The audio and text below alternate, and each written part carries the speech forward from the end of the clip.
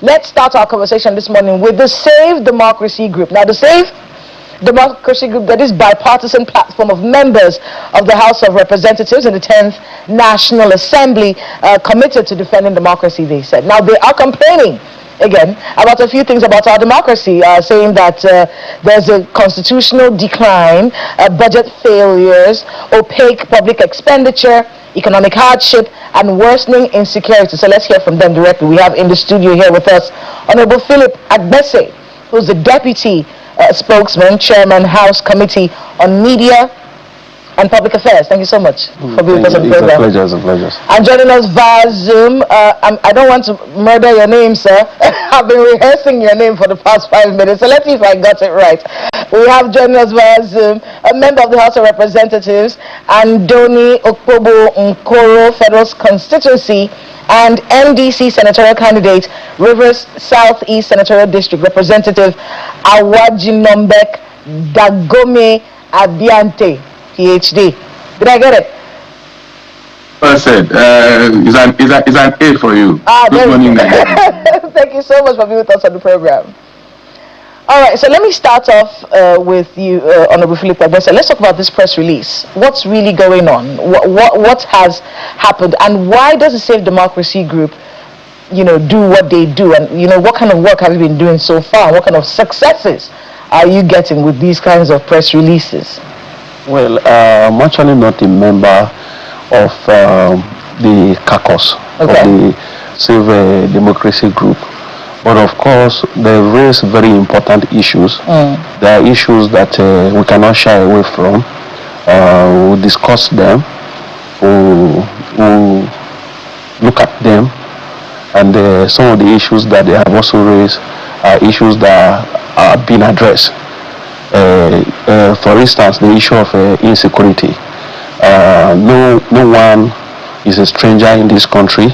We've seen what Mr. President has done recently with the armed forces, the expansion of the armed forces from 8 garrisons to 12, the creation of new brigades, new battalions, and all of that.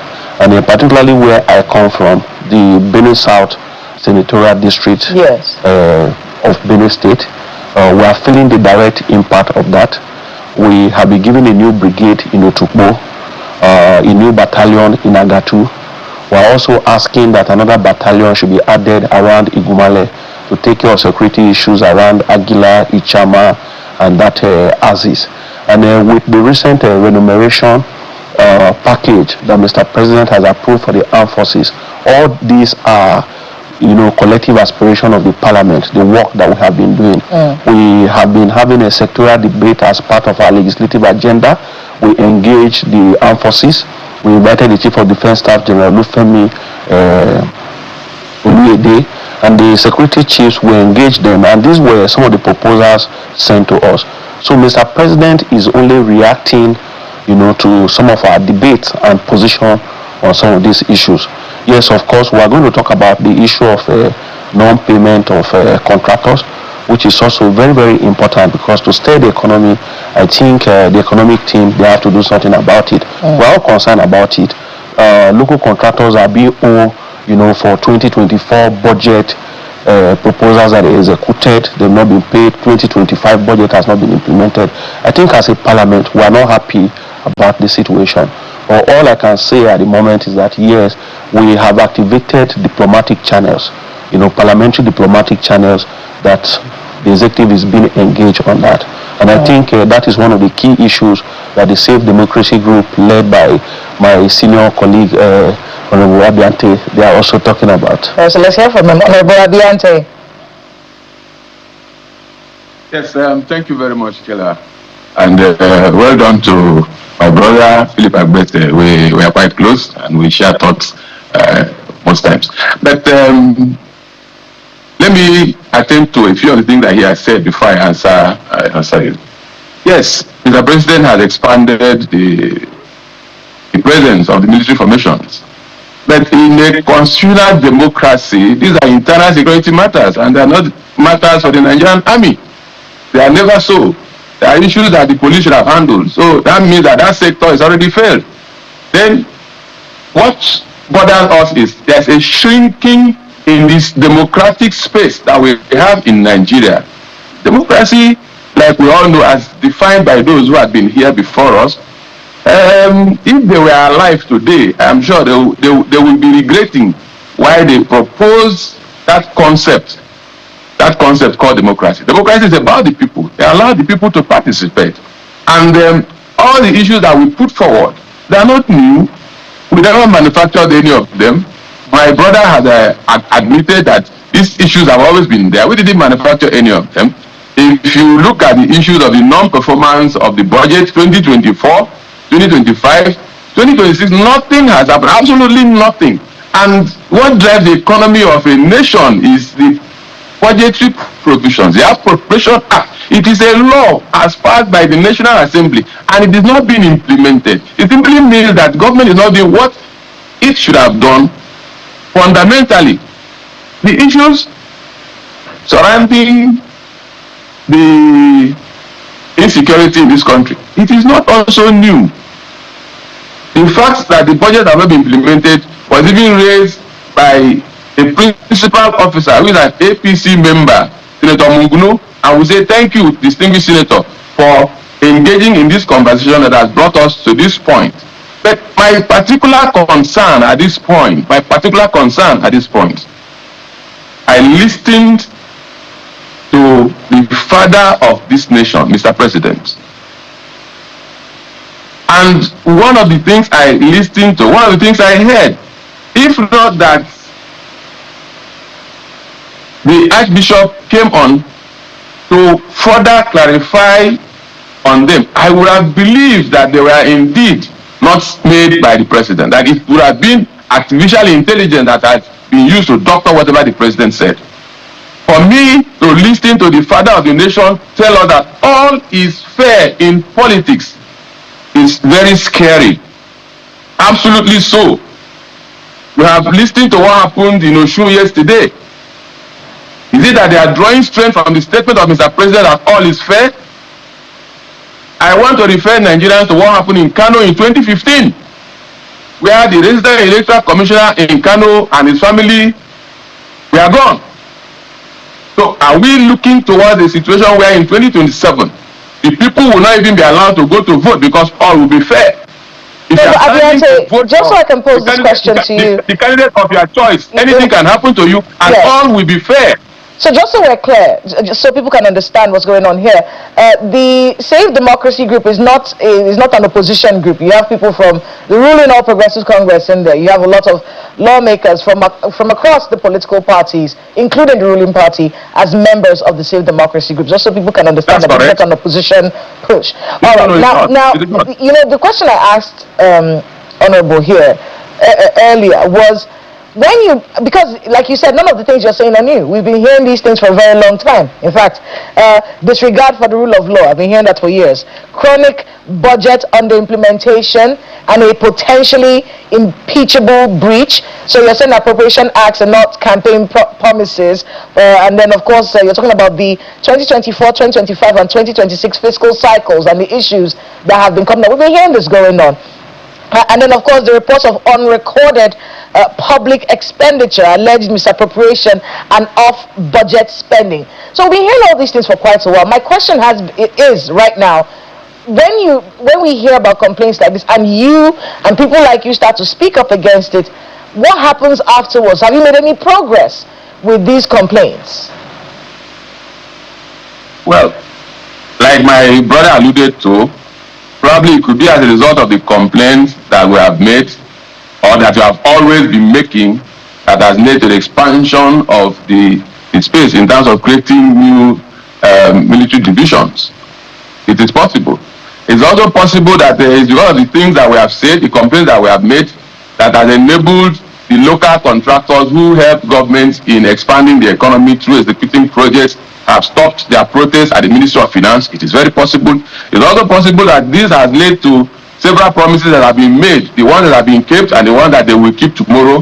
It is also possible. But we have to sustain this discourse. We have to sustain this discussion. We have to put it will be permanently in the public space so that we can achieve a lot more. And that is why we have come together to say, look, let us continue to emphasize on these issues that are not new, these issues that are not strange, that they were not manufactured by us, they never originated from us. Let us continue to sustain it in this space so that Nigerians can also hold up to account. Nigerians can also bring their own opinion, their own views, their own thinking, probably offer solutions that we may not have been able to think about. Knowledge is not limited to one man. Knowledge is not restricted to any institution. Knowledge is a collective, and that is why we will continue to speak to these issues as we have opportunities. Let's come back to Honorable Agbese here in the studio. Just so you can respond to what he said about, in fact, it's part of their statements here. They were commending the courage, they said, of religious leaders, referring to the John Cardinal Onaikan and the Catholic bishops who went to see the president. And that statement that President Bola Ahmed Tinubu made, where he said all is fair in politics, is of course caused a lot of ripple effects. We want to get you to respond to that. And then they're asking here that the present circumstances in the country do not permit for the legislature to remain away from plenary while urgent constitutional, fiscal, economic and security questions remain unresolved. Maybe you can speak to that. Well, we have spent about 3 years in the parliament now, and of course I met members of the Safe Democracy Coalition in the parliament. Many of them are far my senior in parliament. But what I understand and what we have been doing in the 10th House of Representatives is to equally devise strategies and approaches that yield positive results. And that was why, in the wisdom of His Excellency the Right Honorable Speaker Tajuddin Abbas, PhD, GCON, we implore, the sectoral debate. When Mr. President removed fuel subsidy, and we saw the economic backlash, we engaged the economic team, and we worked out a few things which resulted in the distribution of palliatives across the country, the construction of roads. Yes, in 2024, even today, I'm a member of the opposition, so I will not be speaking for the government. But in some areas where they made some progress, I think it is only fair, that we accept that they also did their best. In 2024, they did quite a lot in terms of budget implementation. Why the contractors are protesting, after 2024 is the fact that these jobs were executed, but payments were not made.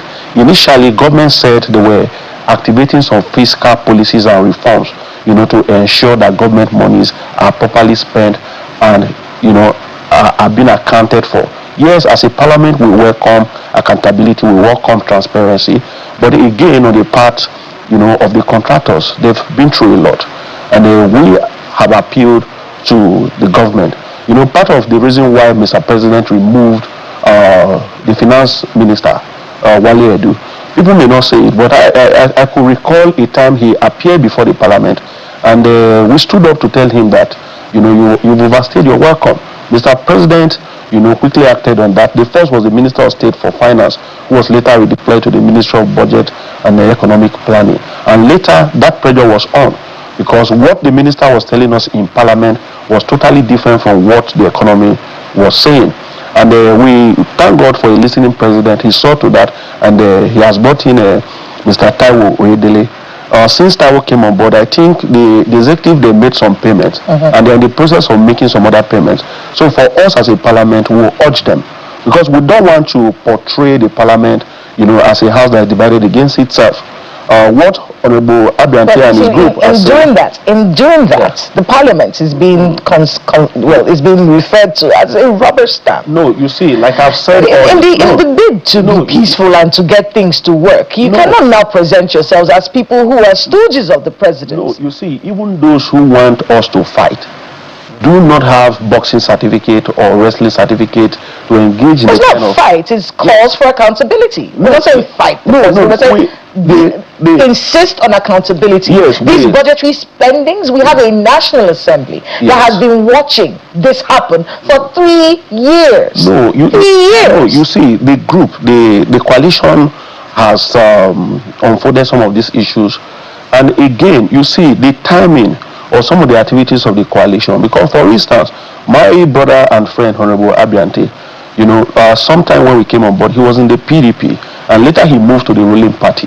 I believe that when he was in the ruling party, the Safe Democracy Coalition didn't see some of these things. Some Nigerians are concerned that the timing, it could be that the coalition is being used, as an underhand. Some people have even said it could be the fact that some persons lost election in their political party, and for that purpose they are angry and they are taking on the government. But again, are you saying that is what Honorable Abiante is doing? No, because they lost elections or because he has disgruntled members. That is the reason why they're bringing this up now. No, I'm just saying that that's what some people are insinuating. That's what we're seeing online. Maybe I can get him to respond to that allegation, Honorable. But as a they say you people are disgruntled. No, let me say something. Because you asked a question. Yes. I need to shed light on that. As a parliament, we have rules of procedures. And part of our rules of procedure, because when the Save Nigeria Coalition say they are calling, for the recess to be cut off and for us to resume and address this issue, it looks as if even members of the coalition were sleeping all these years, because they are not just coming into parliament. They've been around for 3 years and some months now. Okay. So for them to not say, so are you saying that, so that we do not use up all the time? Let me get him to respond to that. Are you, no, wait, hold on a second. You heard what he said. The timing is suspect.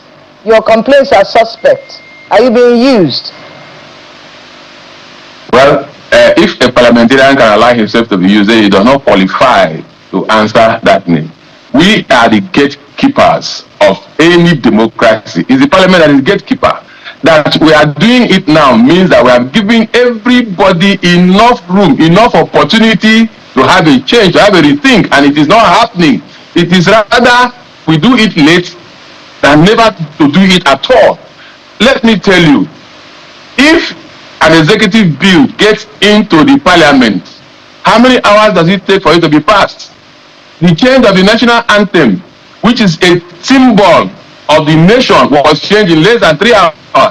We had to amend the Police Act to allow a sitting Inspector General of Police to continue forever. How many hours did it take?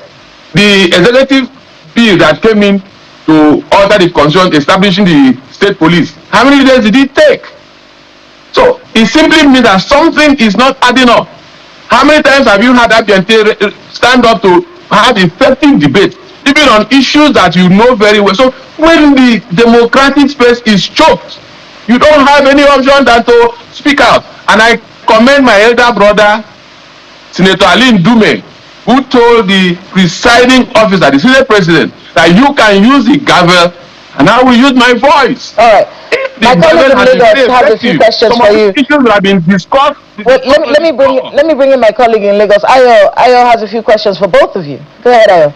Thank you, Kayla. Let me begin with Dr. Abiante. I mean, you worked for it, so we should call you Dr. Abiante from time to time. You are the chairman of the House Committee on Urban Development and Regional Planning. And at some point you expressed some worry over the level of implementation of certain projects, in Akwa Ibom State. When you say, for instance, save democracy, it's rather broad, and those who say it's vague. Everyone talks about democracy being, on a path that we don't want it to go. You heard my colleague begin by talking about what President Obasanjo has said himself about our democracy having no African identity, content, or context. So when you say democracy, we need saving, the question we should be asking ourselves is, let's be specific. What exactly are we talking about? You have listed, and your team, you have listed the fact that some things happen so fast and all of that. It happens in the National Assembly. It happens at committee levels. You are chairman of a House committee. Honorable Agbese is also chairman of a House committee. Nigerians really don't care whether something goes, in a particular direction or not, as far as the executive is concerned. The legislature should be the watchdog, the first watchdog, the one that says, no, this can go, or this cannot go, or yes, this can go. So what are your thoughts on that? For those who will be saying, you can't say that democracy is not working when that democracy is right now benefiting you as a member of the House of Representatives. Thank you very much for the question. I'll start by affirming that yes, I'm the chairman of the House Committee on Urban Development and Regional Planning. We were in Akwa Ibom State, we looked at certain projects up to Oron, and we raised our concerns. The project, specifically that of Oron, had been fixed. The one at Uyo, which is the housing project, is ongoing, and it is also dependent on the implementation of the 2024-2025 budget. If funds are not released to contractors, there is nothing any contractor can do. And it becomes very difficult for members to even go and oversight anything. What are you oversighting? When funds are not released to contractors to effectively implement projects that they have been awarded, there is nothing to oversight. Then, as watchdogs of democracy, yes, the parliament is a watchdog of democracy. You can only keep a gate if the other institutions are properly in place. You cannot keep any gate if all the walls are falling. If you have a fenced environment and you are the gate and the fence around that environment has all collapsed, what are you watching? You are watching nothing. Democracy allows us as the gatekeepers and not those who build the fences. If you have destroyed the institutions that should guarantee that the entrance is only one point, then there is not much you can do. If there are illegal entry points around your environment, absolutely nothing that you can watch. Even if you like stay awake 24 hours, you cannot watch anything. So our call is simple. The other things that should aid and guide democracy are also not working. Where is the place of the rule of law in this country? Where is the independence of other arms of government? Who has been held to account on several Honorable, the specific question I'm asking is, the Nigerian knows and you get paid for being a member of the House of Representatives. You cannot complain. I don't think it will be it's appreciable when Nigerians hear you, a government official, complaining like they are complaining. You have to have a solution. You have to find a way around it. That's the issue that I think a good number of Nigerians, will be expecting of you. So when you say save Nigeria, save democracy, what do you expect the people to do when members of the House of Representatives, members of the Senate have a job to do in that regard? It is in the course of doing this job that we are lending our voice. We say, look, democracy, as we have observed, is in danger. Rise. All of us are saving it. We will save it together.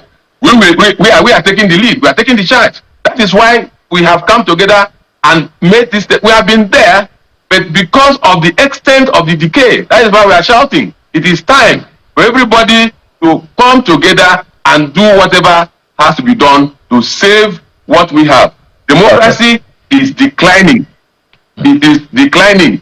You had election in Osun State. Yes. And one of my colleagues, a senator, you heard what he said. I don't speak Yoruba, I don't understand Yoruba. But you heard, he said, is he not one of those who are supposed to champion the protection of democracy? If he can do that, then it goes to tell you that the rot is deeper than you and I are seeing. We also had those who are the position of the conscience of humans go to meet our father, the father of this nation. And what did he tell them? All is fair in politics. All, everything is, whatever you do is fair. He even went to the extent of telling us that he will wrestle to the finish line.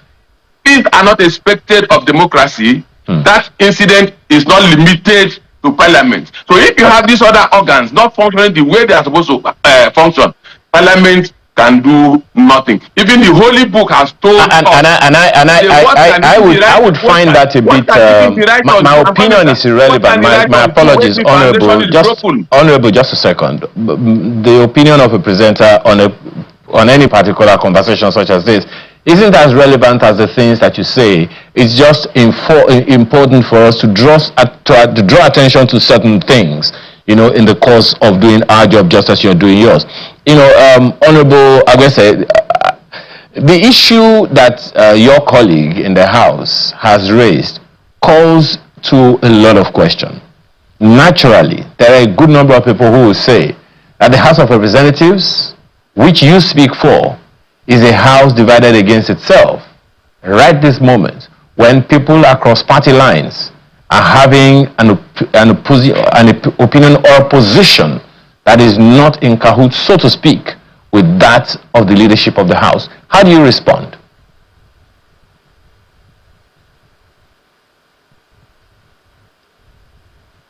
Honorable Agbese, that's for you.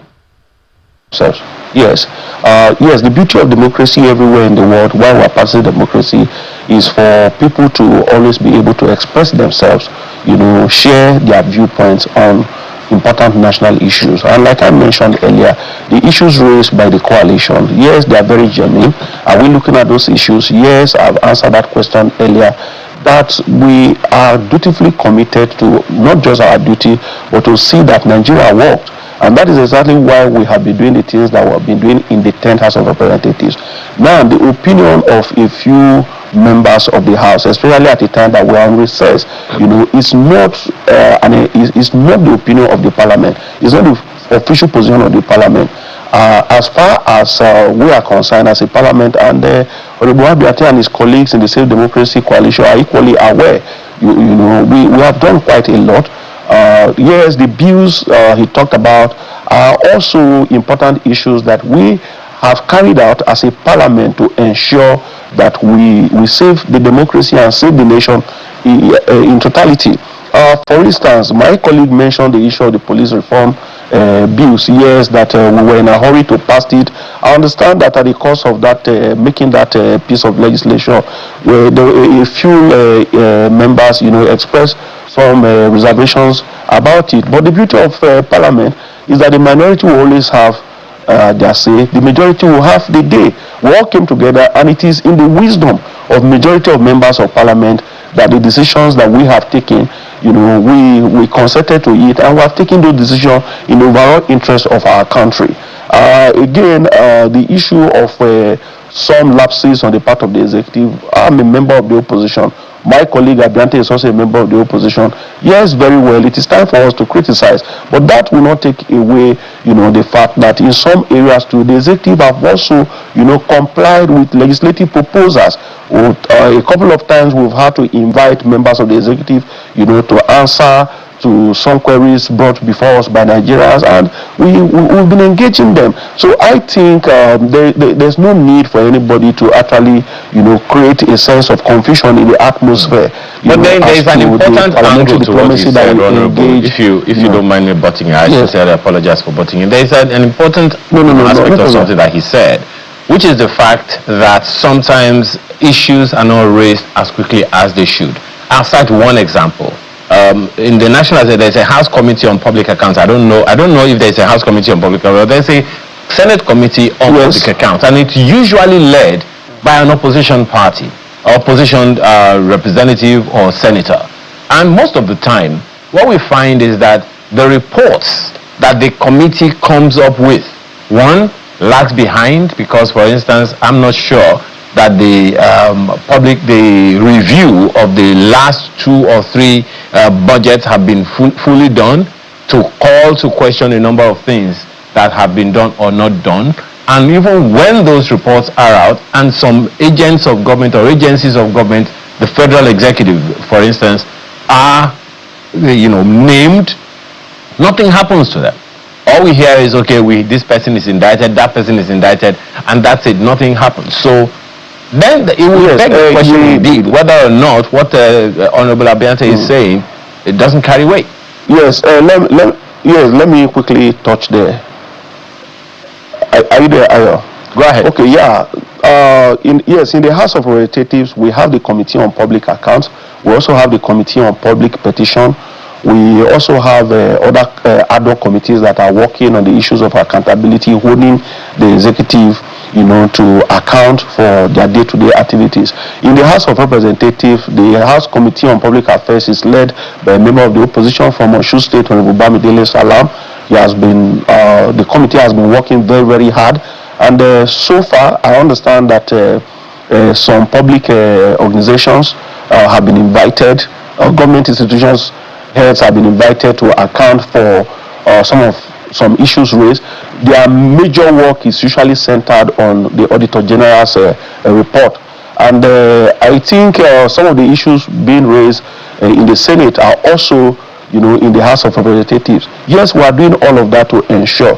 And again, we actually don't have to wait to get to a point like Honorable Abiante mentioned before we raise these issues. There have been a continuous, debate in the Parliament. Parliament is about debate, it's about views, it's about, coming together, to protect the interests of your people. I think the 10th House of Representatives, to the best of my knowledge and my participation as a parliamentarian, we have done quite a lot in this regard. Yes, Nigeria is an evolving democracy, so we cannot conclude that within the 3 years that were spent in office, what we have not been able to achieve is a total failure on the part of the Parliament or a failure on the part of the executive. The earlier statement by your colleague here on what President Olusegun Obasanjo said, yes, many Nigerians have equally said he had a good opportunity. He was president for 8 years. He didn't look at our democracy. The opportunity he had to amend the law that time to give us an African kind of democracy was the one that he wanted to impose himself again on the nation for a third time in office. And I think the Parliament at that time stood up against that. A couple of times we've also had issues where we came in, to stand against the executive and say we don't find this palatable. I'll give you a good example when we came into Parliament in 2024, when the executive included the purchase of a yacht in the budget of the Navy. We said no. That money was taken away from there, and the money was reinvested in the Nigerian student loan program that is currently going on. The loans that Nigerian students are enjoying at the moment is a product of what we are doing in the Parliament. My colleague Honorable Abiante is aware. So what we do basically is to look at issues in a diplomatic manner, in an approach and atmosphere that we are able to make progress. And so far, those progresses we've recorded, we want to do more as a Parliament. Was the President right in saying all is fair in politics? Well, I was not at the meeting where he made but you saw comments. the clip. You've seen the clip. Yes, but when comments are made, I'm not here to defend the president. Yes. Because as a member of the opposition myself, I'm also vulnerable because I don't want government to use institutions or to allow my opponents to attack me or my supporters. But again, in certain issues, you also look at the pretext, the context, and the post-text. The statement, was it right? You're a politician. It's all fair in politics in your view? Well, I think Mr. President was actually referring to people insulting him, the abuses that he gets. For me, the things they also do to me, I take them to be very fair. I don't retaliate. So you think all is fair in politics? Well, if he was referring to the tactics being engaged by his opponents and the way they attack his government and the opposition and the criticism, and he feels that he's okay with them, fine. Because the interpretation of that is that anything goes. Well, and you heard Honorable Abiante saying, is it possible that some of the clips that we're seeing from Osun State and the way the political actors are talking, are they drawing strength from that sort of statement? Well, some of these issues, when we resume as a Parliament, because we are definitely going to come back as a Parliament, and I believe Honorable Abiante, they taught us the rules of the House. So when we resume, the things that they feel are not fair in politics are issues that they can bring before Parliament. We all debate as a House, and as a spokesperson of the House, I know that it is not really good for me to express my own personal opinion on certain issues, so that people don't take them as the opinion of the Parliament. But I believe that Dr. Abiante, when we resume, him and his colleagues will come forward with some of these issues like they've always done, as motions, as bills and all of that, and we'll look at them, as a Parliament, and we'll take a holistic decision on it. All right, Honorable Philip Agbese, thank you so much for being with us on the program. Deputy Spokesperson, Chairman House Committee on Media and Public Affairs, thanks again for being with us on the program. And Representative Dagomir Abiante, I'm not going to attempt that first name again. Thank you so much, Honorable Abiante, for being with us on the program as well, and good luck to you, Ben. Thank you very much. Thank you. I would have loved to make a final statement. Probably to understand the context under which Mr. President made that statement, there is an aide of his who is an expert in context. Probably he should also come and tell us under which context that statement was made. Thank you very much. Thank you so much.